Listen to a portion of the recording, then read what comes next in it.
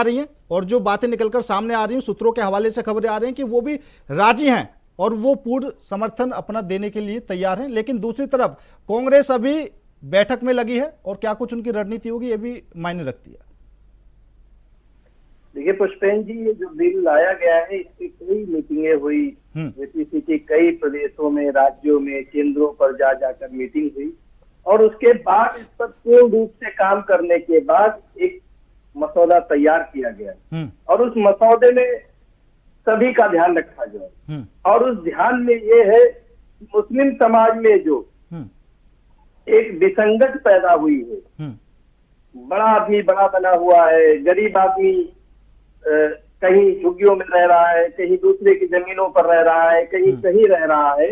उन सबको किस तरह से विस्थापित किया जाए, उनको स्थापित किया जाए, उन लोगों को इसकी तरफ ध्यान देने के लिए सरकार ने ये बिल लाएगी और जब बिल आएगा तो उसके बाद ये जो हो हल्ला पॉलिटिकल अपनी वोट बैंक की राजनीति करने वाले लोग हैं, इन सबकी आदमी राजनीति खत्म हो जाएगी।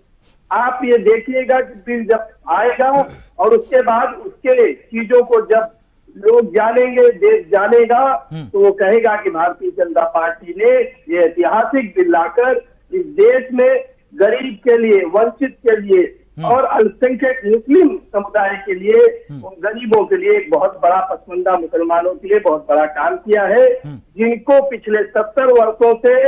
उनकी चीजों से वंचित रखा गया था, दूर रखा गया था और उस पर भूमाफियाओं का, उस पर सत्ता के